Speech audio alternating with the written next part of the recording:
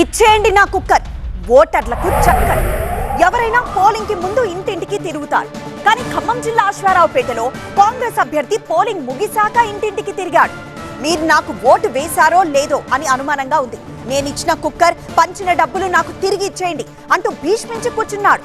దీంతో చిర్రెత్తుకొచ్చిన ఓటర్లు తీసుకోని కుక్కర్ అంటూ కుక్కర్లను తీసుకువెళ్లి రోడ్డుపై పెట్టేశారు. లోకల్ బాడీ ఎన్నికల్లో జరిగిన చిత్ర విచిత్రాలు ఏ ఎన్నికల్లోనూ జరగవు. రాజకీయ నేతలంటేనే అందితే జుట్టు, అందకపోతే కాళ్లు పట్టుకునే రకం. పోలింగ్ ముందు చేతులు కట్టుకుని, కాళ్లు పట్టుకుని దండం పెట్టే అభ్యర్థులు పోలింగ్ ముగిశాక ఓటర్ల మీదకే చేతులెత్తిన ఘటనలు చాలా చూశాం.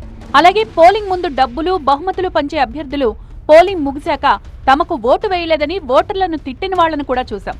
కానీ ఖమ్మం జిల్లా అశ్వారావుపేట మున్సిపాలిటీ సీన్ వేరే లెవెల్. 10వ వార్డు నుంచి కాంగ్రెస్ అభ్యర్థిగా పోటీ చేసిన హరిబాబు పోలింగ్ కు ముందు ఓటుకు 2,500 రూపాయలు పంచారు. ఇంట్లో ఎన్ని ఓట్లుంటే అన్ని ఓట్లకు 2,500 చొప్పున లెక్క కట్టి పంచేశారు. డబ్బుతో పాటు ఇంటికో కుక్కర్ పంచాడు హరిబాబు.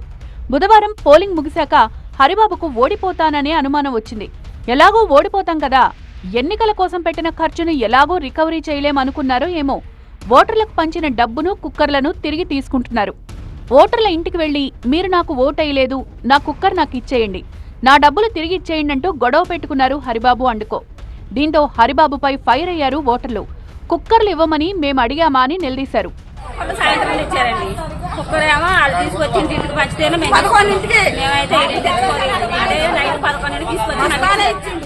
కాలనీ వాసులంతా ఇళ్లలో నుంచి కుక్కర్లను బయటకు తెచ్చి రోడ్డుపై పెట్టేశారు.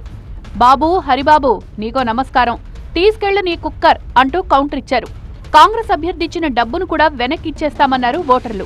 మాకు ఇచ్చేయండి, మీరు మాకు ఓటైనప్పుడు ఎందుకని మా డబ్బులు కూడా మాకు ఇచ్చేయండి, మా కుక్కర్లో మాకు ఇచ్చేయండి. కేవలం మన ఒడ్రోలు తెమ్మంటేనే తెచ్చేమో అని చెప్పారు. ఈ కుక్కర్లో డబ్బులు ఎంత ఇచ్చారు? డబ్బులా ఓటుకు 500 ఇచ్చారన్న, 2 ఓట్లకు 5,000 ఇచ్చారు. హరిబాబు తీరును నిరసిస్తూ రోడ్డెక్కి ధర్నా చేశారు ఓటర్లు.